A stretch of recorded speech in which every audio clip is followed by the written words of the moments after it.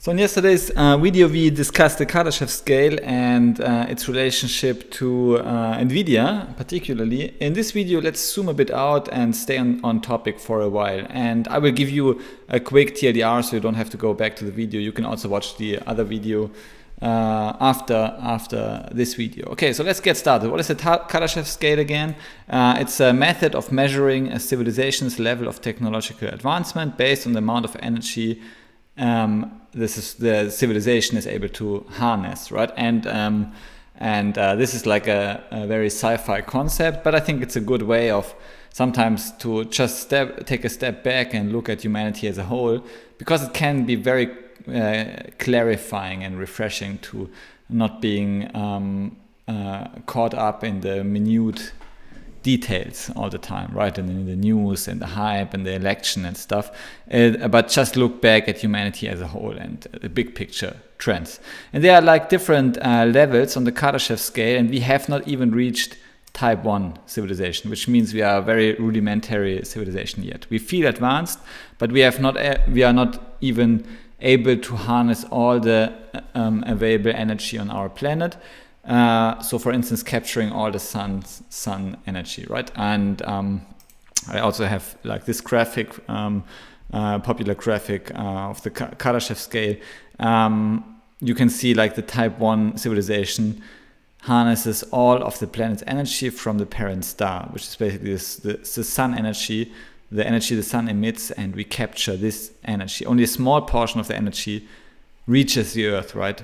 Because the sun emits the energy in all directions, and look, only a very tiny amount of energy that reaches the earth, like from the sphere around the sun. Only this tiny bit of energy we harness, and we don't even harness all of it. I think we harness like 0.7 or so of it, so like 70% or so. So reaching type 1 civilization would mean we harness all the energy that arrives at the earth. And type 2 would be then to harness all or most of the energy of the solar system and then the galactical system. So it's really like going all the way back. And over time, like the main idea of the Kardashev scale is that we will basically harness more and more energy as humanity, and this is like this is a sign of our progress, right? Of progress of humanity to harness more and more energy and to use more energy. So basically, it's not about like saving energy and using less energy, but it's about using like harnessing more and more energy over time, right? Because we want humanity just develops, and this is like not. I don't want to make this an ethical debate or something. It's just like looking at the data and talking about the reality, right, that we can observe in the data. And if you look at this data, we go from like 1900 to 2010, for instance, and we see how electricity basically kills them all, right? So we see all kind of energy sources have been growing, right, because we need more and more energy to satisfy our energy hunger as a developing society or civilization, and electricity is like the fastest growing of them all, right? And this is also we will look into the reason for this in this talk. We can, for instance, one of the major reasons is the electricity usage of data centers, and there are some projections showing that in only 6 years, like 15% of the energy, for instance, in the US, of the energy consumption will be by data centers. And what does it actually mean, energy consumption by data centers? If you think about it like data centers, this doesn't sound like a fancy abstract concept, but a data center is basically an organism of computer chips, a collection of computer chips, right?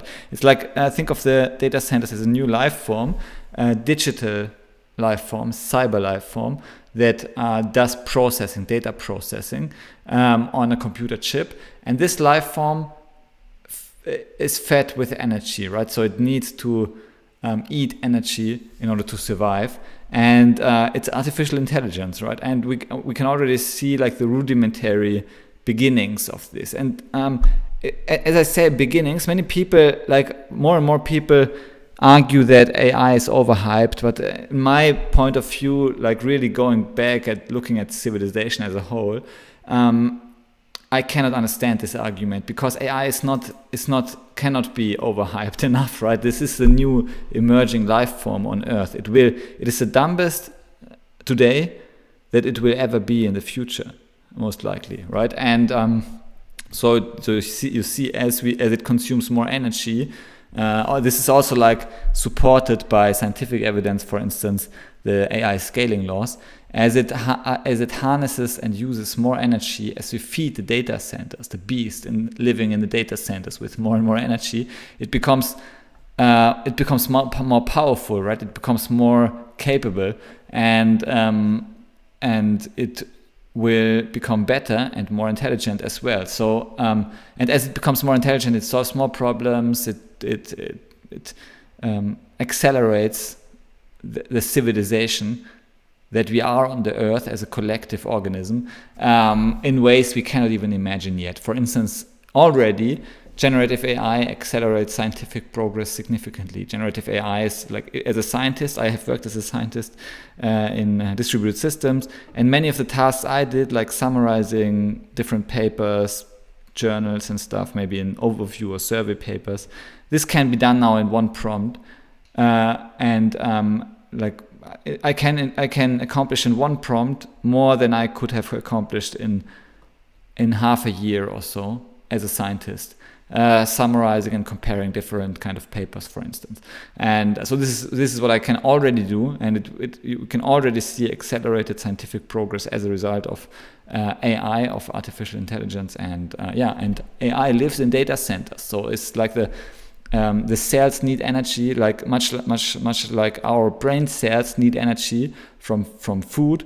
The brain cells of the digital organism, that is AI, needs energy in terms of electricity, and that's why we see electricity on this growth trajectory. And if we zoom out even more, like from the 1800s, we see also how humanity energy consumption has been on this exponentially growing trend. So this is also electricity consumption. So we see in all ways electricity, like this goes even 100 years back, right, from this point of view. It's even like it always looks fractal, like all exponential curves. It always looks fractal. If you go back, it will always look like this. And in hindsight, like if we zoom out, so if you go 100 years in the future, this will be just the beginning. This high point here will be a very low point on the left of this curve, right? So imagine this. Imagine this high point now being the low point of this new curve, and the high point will be like 100,000 x higher, right? So something really crazy that we cannot even imagine. So this is the idea of the Kardashev scale, right? And we will harness more and more energy, of course, with volatility. So sometimes you see these blips, it goes down. Sometimes it stays for a moment, but the general trend is very clear. And assuming anything else than the trend continuation, I think is not well supported by data, right? I mean, because this is like hundreds of years old scale. And some projections, for example, how it might look. So we have seen now this low point here was the high point, right? We have just seen in the previous plot, and the consumption of energy. Many actually assume that renewable energy and nuclear energy, which both mostly produce electrical energy, is on a winning streak, right? And in the future, we might see only electrical energy, and the other energy sources will actually will vanish, relatively speaking. Okay, so how does it impact like maybe your investments or like companies we already see? For instance, one of the companies is NVIDIA. NVIDIA, like founded in 1993, it's already like 30-year-old company, has shifted from being the leader in GPU for gaming, so producing GPU for gaming and other industries. Basically, initially they had to search for their market for accelerated computing, and they found it with graphics. That's why they called it graphics processing units. But now they have found a new market, and the new market, of course, is also AI. So AI can be accelerated easily with CUDA, the programming language for parallel processing, and we can use these GPUs that initially were designed for graphics processing, and we can use them for AI processing as well. Why?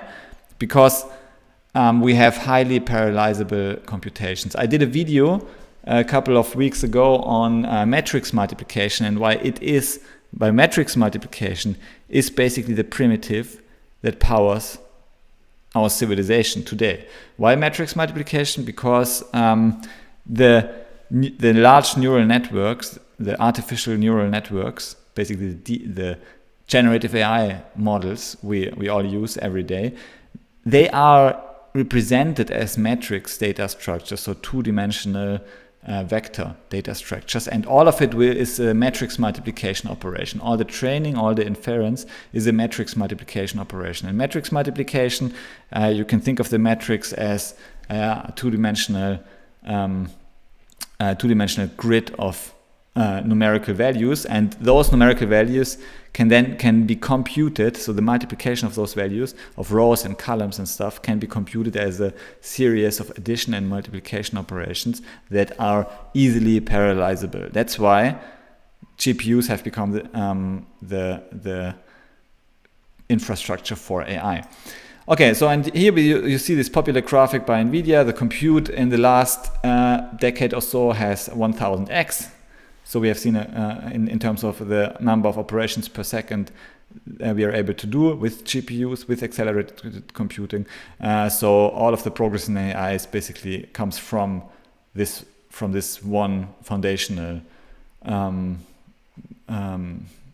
layer, basically that is NVIDIA. So NVIDIA's AI platforms, they are called like DGX and Jetson more for inference, DGX more for training. They revolutionize AI and deep learning. They support a wide range of AI applications, such as autonomous vehicles that are coming quickly now, humanoids robotics that are coming as quickly, and medical imaging, and of course in gaming and all the other beautiful stuff, right?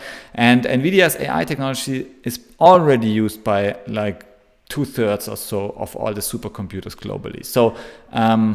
So there is a relationship, right? There is a relationship between the Kardashev scale and the energy hunger by AI. And basically here is one early prediction, like already from 2015, that shows that computers may need more power than the world can generate by 2040. And if you have listened to this talk carefully, then you see what this means, right? This means that we need to become a multiplanetary species.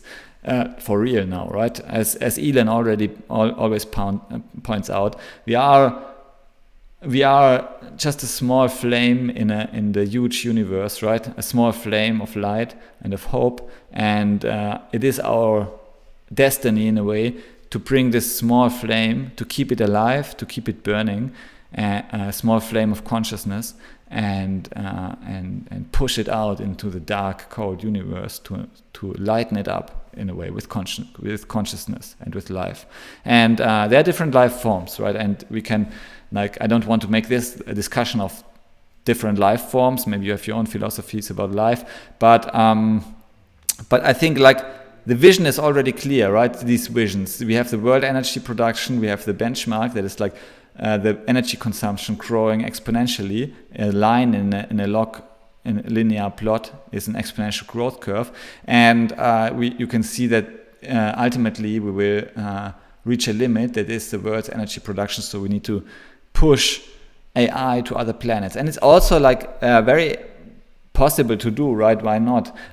Computers could exist on Mars, and Mars could now capture all the energy that is emitted by the sun without external negative effects on, say, Earth or environment or anything, right? AI could harness the power easily. AI could live on Mars and have its own data centers, have its own power on Mars, and live completely independently in a way. Maybe preparing even Mars so that we can travel there and giving us some nice life, like a nice couple of millions of years, maybe expanding humanity's reach. And it is possible for AI, and it is very sci-fi, right? But I don't see any first principles limitations why we shouldn't be able to send, say, a billion humanoid robots to Mars. We can already send stuff to Mars, right? I think there are already robots on Mars. I don't think this is even sci-fi, right? Thoughts. So we already have robots on Mars, and we will just add more and more and ship more and more robots to Mars, and they are living there. They are already harnessing small portions of the energy that reaches Mars. They have their own solar system on top of their heads or so, right? They charge themselves, and then they move. So it's already like a digital life form. It's already living on Mars, and we will just expand it. And so computers will harness more power than the world can generate. The year, we can discuss about the year, right? It might take longer, it might be shorter. Probably there will be some stable systems, like this stable growth curve or so. Often we have growth in power laws or so. It might take hundreds of years, but I mean, it might only take 20 years or so, who knows. So now let's make this a bit more practical for us, right? For you and me. So we have already seen NVIDIA compute is growing like exponentially with a line in the log linear plot. It's an exponential growth. So NVIDIA is on an exponential growth trajectory in terms of revenue, in terms of compute, in terms of general capabilities, in terms of demand, in terms of profit, in terms of different metrics. And Tesla is another like obvious company, right? It looks obvious. That is, it's founded in 2003, and it rides multiple S-curves, each being an order of magnitude bigger than the previous. So let's have a look at those S-curves. This is the EV S-curve, right? It looks like very impressive growth. And EVs, like the goal of EVs is we have roughly 80 million, we sell 80 million cars per year. We have maybe 1 billion or 2 billion or so cars on Earth. So over time, we will go to a future where most of the vehicles sold on Earth will be electric, but like the intermediary plan is to sell, say, 10 million electric vehicles, and this will catapult Tesla to a 100 billion to 500 billion market cap company. And this is already checked off, right? This has already happened. This plan has played out much like Elon has played out much like he planned 10 years ago or so. And now the next plans are FSD Robotaxi, energy. Now, I don't think that energy must be a bigger S-curve than FSD Robotaxi. In terms of total addressable market, it certainly is, but like the raw revenue opportunity for Tesla might be bigger for FSD, full self-driving and Robotaxi. But I mean, that's why I have like combined those. The general idea for you as an investor, or for me as an investor, would be that like having, say, 10 million Robotaxis, each generating 10,000 per year in revenue or profit. So if you have 10 million times 10K, we have 100 billion or so in profit, something on those lines, maybe more, maybe less. But say a 100 billion, which catapults us from a 500 billion market cap company to, say, a $5 trillion market cap company, like Apple or Nvidia today. So this will catapult Tesla to the next kind of growth curve. And it might even be much bigger. It might even be like 15 trillion or so if they can really harness the energy growth curve, because there's not really a limit to how much revenue can be generated with energy, right? There is not, many people think of the economy as something like a limited zero-sum game, but it's like a positive sum game if I have ever seen one. And that is because we can harness infinite number of energy. This is how a positive sum game looks like, right? This curve, if you look at this curve. This is like we use more and more energy. It's not a zero-sum game in any way. The economy will expand in every conceivable way. And that's why it is possible that we reach those kind of market caps that are even higher, only due to energy and robotaxis and electric vehicles. And then, of course, the S-curve on top of it that is like bigger than all other S-curves is generally robotics. more specifically humanoid robotics. The like a not too bullish assumption would be to have, say, maybe 100 million humanoids. This doesn't even account for, that does not even assume that humanoid robots will be as successful as smartphones. So we have billions of smartphones on Earth, right? This assumes and it also doesn't assume that it will be as successful product as cars. We have billions of cars on Earth. This just assumes we have like 100 million, we sell 100 million humanoids each year. So it's roughly as successful as cars maybe. And this would catapult Tesla then to a 10 trillion to even like crazy numbers, $100 trillion market cap company. Something in between, right? This is like I'm just talking orders of magnitude and just talking the math. So if you have 100 million humanoids and we make 10k profit per humanoid, then it's like 100 million times 10k is 100 billion times 10 is $1 trillion in profit. If you have $1 trillion in profit, then the market cap must be like 20 trillion or so. It will be 20x PE or so. So this is just rough numbers, order of magnitude, just doing the math, plugging in the numbers, no investment advice. But you see how each of those growth curves actually outstrips the previous curve. And then, of course, it might be 100 billion humanoids, right, eventually. Also, like, and different, not only humanoids, but also different bots, different robots living on different planets even. Because there's no reason, so they don't need oxygen or an atmosphere or something, right? They already live on Mars, so we can send billions of robots. We can create a whole new economy on Mars. There's no first principles reason against it. We already see robots living there, and somebody needs to produce and sell them, and it could be Tesla, right? Okay, so the economy is huge, is infinite potentially, and usually the market tends to underestimate the speed of disruption. So if you have like the S-curve trend, like here, this is real data underlined with these arrows that are not real, they're just drawn into the chart. We see like the actual growth of, say, solar energy or electric vehicles as a percentage of sales, or battery sales. So all of this that is mentioned before, we could also add humanoid robot sales and such. All of the forecasts, including the ones that I provide here, will underestimate reality, right? But why is that? Because of the pushback I get from releasing such a video. I am always conservative in my estimation. If I were realistic, then I wouldn't write 100 million robots here, but 1 billion or so, right? But that's why I write 100 million. That's why I probably end up being too conservative, because usually the forecasts are like linear thinking forecasts. They're not exponentially thinking forecasts. So reality is often more, for new technologies, we often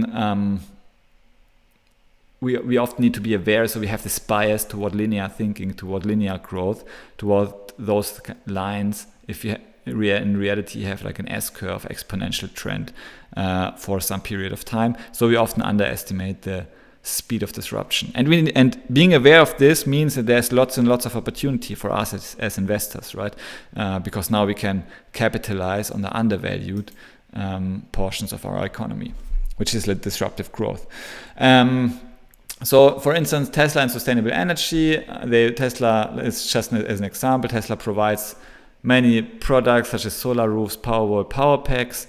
Many people don't know this, but the Tesla energy sector is already one of the quickest growing subsectors in Tesla. And again, there's no limit to how much energy they can harness. They already provide these huge mega packs to corporations to do like buffering, energy buffering, to basically keep the grid running as we harness more and more of the sun's energy and of the wind energy, of the weather energy. As we move up the Kardashev scale, Tesla gets a portion, gets like a small tax on us moving it up. And actually it moves us up. So Tesla as a company moves us up, as humanity moves us up the Kardashev scale in a sustainable fashion. So that's one of the reasons I like it.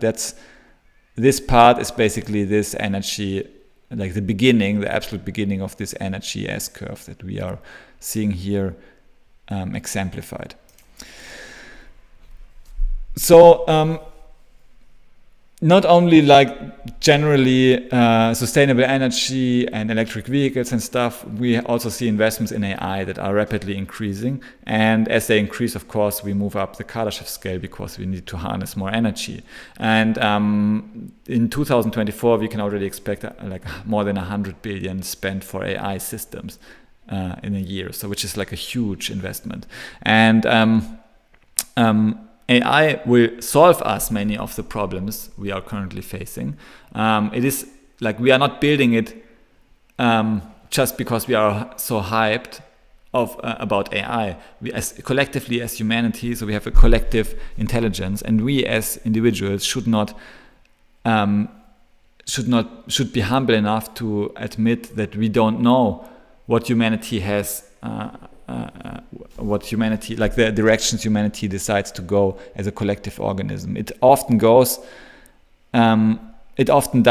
It's an emergent property of the collective organism, what it does. And we as individuals, we are only cells of this collective organism. And usually the cells cannot predict what the collective organism does and cannot influence it a lot as well. So for instance, the cells of your body cannot really influence the direction you move or the decisions you take.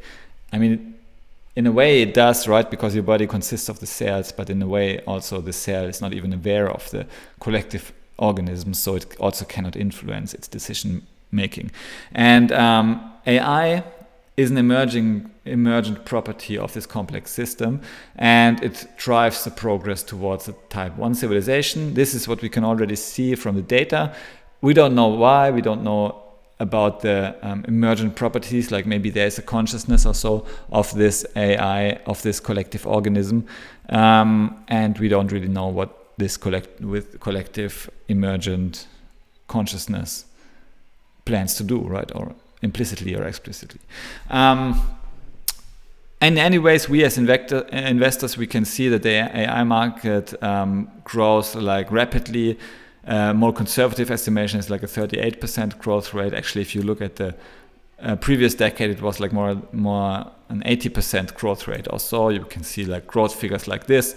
Generative AI revenue grows exponentially. Expectation of growth is huge.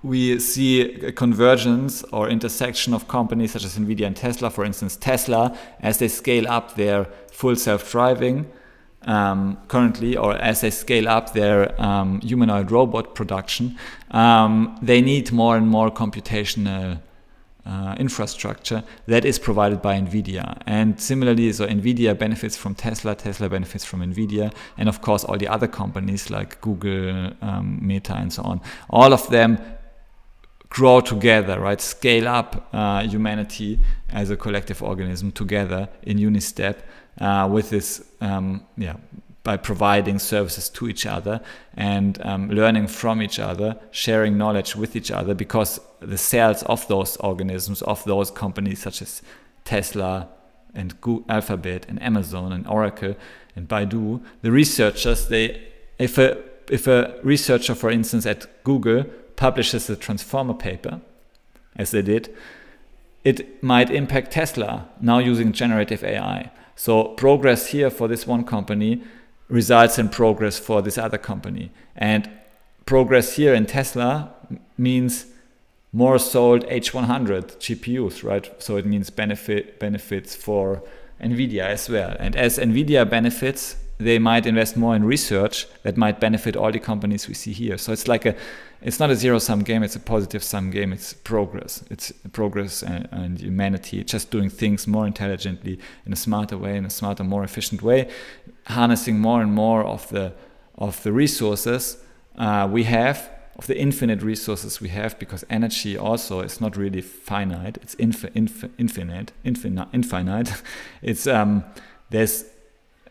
there's as much energy in the universe as we want, right? It's about the Kardashev scale, and we can harness as much energy basically as we want, as we can, from technologically speaking. So that's why the levels of abundance that are awaiting us is not really, there's no upper limit to it.